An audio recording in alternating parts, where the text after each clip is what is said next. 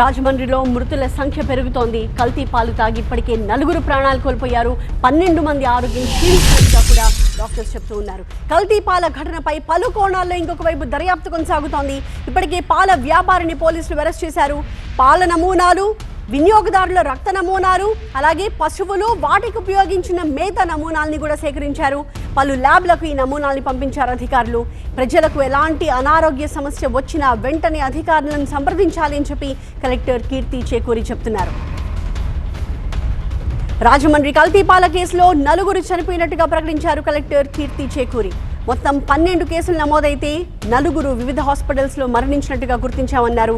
ఇంకా 8 మంది చికిత్స పొందుతున్నారని, వారి ఆరోగ్యాన్ని ఎప్పటికప్పుడు మానిటర్ చేస్తున్నామని చెప్పారు.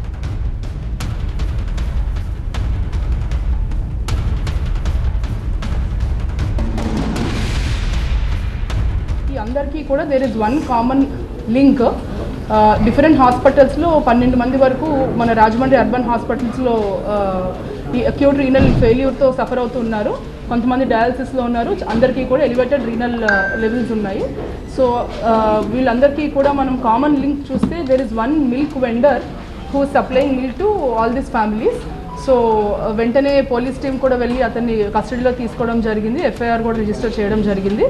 ఈ నేపథ్యంలో నిన్నే సీఎం గారు మా అందరితో రివ్యూ చేపట్టడం, స్టేట్ లెవెల్ టీంతో రివ్యూ చేపట్టడం జరిగింది. 73 శాంపిల్స్ తీయడం జరిగింది, బ్లడ్ శాంపిల్స్. ఈరోజు ఈవినింగ్కి మనకి రిజల్ట్స్, ఆ బ్లడ్ శాంపిల్స్ యొక్క రిజల్ట్స్ వస్తాయి. ప్రిలిమినరీగా ఈరోజు అందరూ కూడా ఇంటింటి సర్వే ప్రకారము ఎవరికైతే ఆయన పాలు సప్లై చేశారో ప్రిలిమినరీ రిజల్ట్ ఇప్పుడు వరకు కూడా అందరూ కూడా సేఫ్గానే ఉన్నారు. అయినా సరే మనము అబండెంట్ కాషన్గా వీఆర్ టెస్టింగ్ ఆల్ శాంపిల్స్. ప్రస్తుతానికి ఇప్పుడు మనకి 4 మరణాలు జరిగినాయి. ఈ 4కి కూడా అక్యూట్ రీనల్ ఫెయిల్యూర్తోనే మరణాలు జరిగినాయి. 12 మంది వేరియస్ హాస్పిటల్స్లో ఉన్నారు. ఈ 12 మందిలో 4 ఇప్పుడుకి మనకి మరణించారు. 4 పేర్లు కూడా తాడి రమణి, తాడి కృష్ణవేణి గారు, రాధా కృష్ణమూర్తి గారు అండ్ శేషగిరిరావు గారు. సో 4 కూడా వేరియస్ డిఫరెంట్ డేస్న జాయిన్ అయ్యారు. ఒకళ్ళు 17వ తారీఖు, 18వ తారీఖు, కొంతమంది 19వ తారీఖు అలా జాయిన్ అయ్యారు. అందరూ కూడా మనకు నిన్నటి నుంచి కూడా ఈ మరణాలు మనం చూడడం జరిగింది. ఇప్పటికే నిందితుడిని అదుపులోకి తీసుకుని అతను ఉపయోగించే సామగ్రి, అక్రమ డైరీని సీజ్ చేశామని చెప్పారు ఎస్పీ నరసింహ కిషోర్.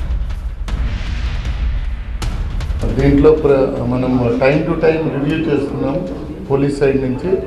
నిన్న ఈవినింగ్ ఒక డెత్ రిపోర్ట్ అయింది, దానికి ఇంక్వెస్ట్ కంప్లీట్ చేశాము. అలాగే ఇప్పుడు పోస్ట్ మార్టం కూడా కంప్లీట్ అయిపోతుంది.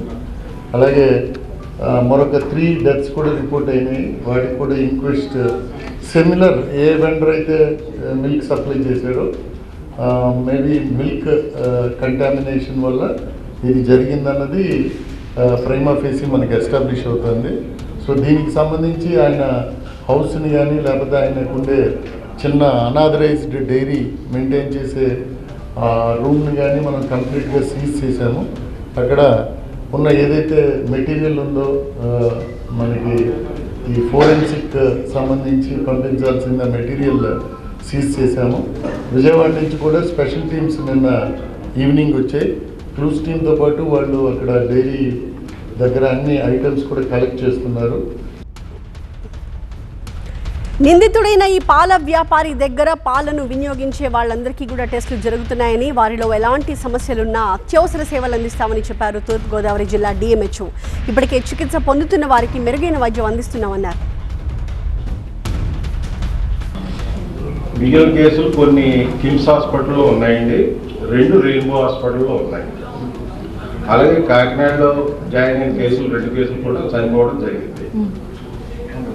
వీళ్ళకి మొదట్లో చిన్న టైప్ ఆఫ్ నాసియా వామిటింగ్తో పాటుగా ఎనోరియా రావడం జరిగింది.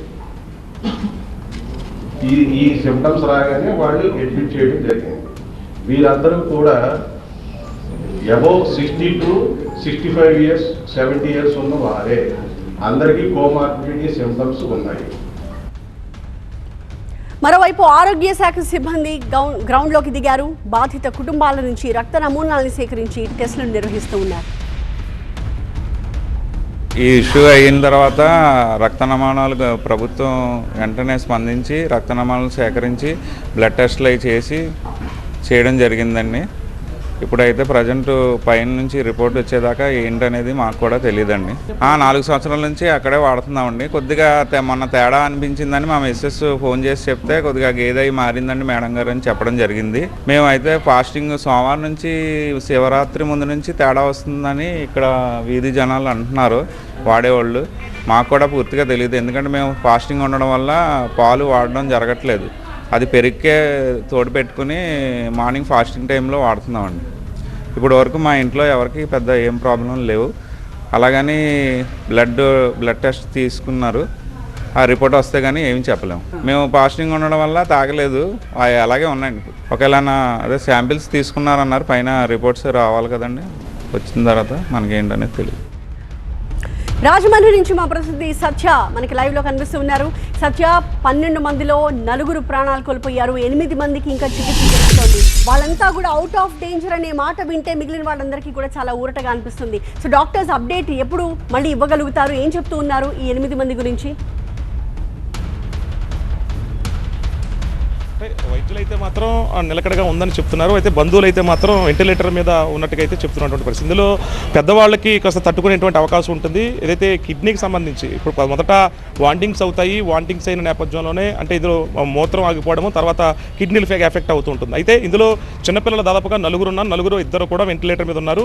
అయితే పెద్దవాళ్ళ కంటే చిన్నపిల్లలకి ప్రభావం ఎక్కువ ఉంటుందంటూ కూడా ఇప్పటికే డిఎంఎన్హెచ్ఓ ప్రకటన కూడా విడుదల చేశారు. అయితే ప్రజలు ఎవరో కూడా దీన్ని ఆందోళన చెందవసరం లేదు, ముందుగానే అప్రమత్తమయ్యాం కాబట్టి ఆ పాల వ్యాపారి ఎవరైతే ఉన్నారో అతను దాదాపుగా కోరుకొండ మండలం నరసాపురం గ్రామం మొదలుకొని రాజమండ్రి వరకు దాదాపుగా 106 కుటుంబాలకి పాలు పోస్తూ ఉన్నాడు. అందులో భాగంగానే మొదట డౌట్ వచ్చినటువంటి కుటుంబ సభ్యులు చేదుగా ఉన్నాయని అడగడంతోనే ఈ వ్యవహారం బయటకు రావడము. అలాగే రాజమండ్రి ఎక్కడైతే చౌడేశ్వరి నగర్ ఉందో చౌడేశ్వరి నగర్ చెందినటువంటి హైదరాబాద్లో చెందినటువంటి ఒక వైద్యుడు ఉన్నారు. వైద్యుడు కుటుంబంలో దాదాపుగా 4 కూడా హాస్పిటల్గా చేరడంతో అతను ఎంక్వైరీ చేసిన తర్వాతే ఈ విషయం బయటకు వచ్చినట్టుగా తెలుస్తుంది. ప్రస్తుతం అయితే మాత్రం పాల వ్యాపారిని అదుపులోకి తీసుకున్నారు. ఎక్కడెక్కడైతే దాదాపుగా 46 పాల వ్యాపారుల దగ్గర నుంచి ఇతను పాలు తీసుకోవడము, అక్కడి నుంచి తర్వాత కొంచెం మార్పు అక్కడి నుంచే వచ్చిందనిగా తెలుస్తున్నారు. ఎందుకంటే ఆ మూలాలు కూడా సేకరించారు, పాలతో పాటు నీళ్లు కూడా ఫోరెన్సిక్ ల్యాబ్కి పంపించారు, ఢిల్లీతో పాటు విజయవాడ ల్యాబ్ కూడా పంపించినట్టుగా తెలుస్తుంది. అయితే త్రాగునీటిలో సమస్య లేదన్నట్టుగా తెలుస్తోంది. పాలల్లో కనుక కల్తీ అయినట్టు జరిగితే మాత్రం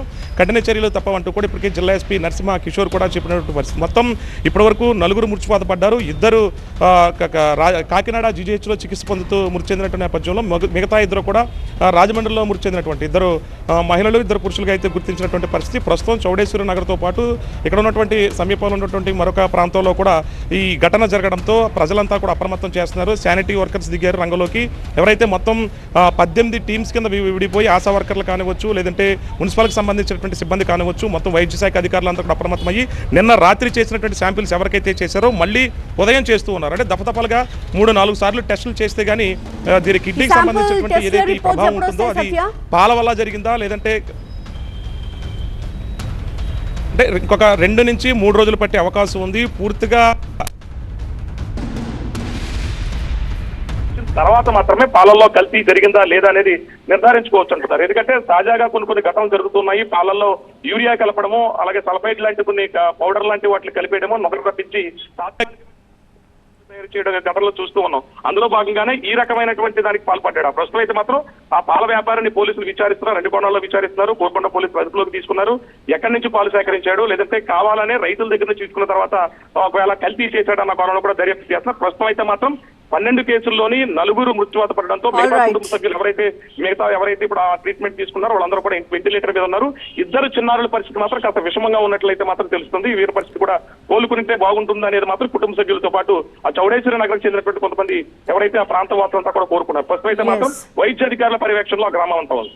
రైట్, థ్యాంక్ యూ సత్య.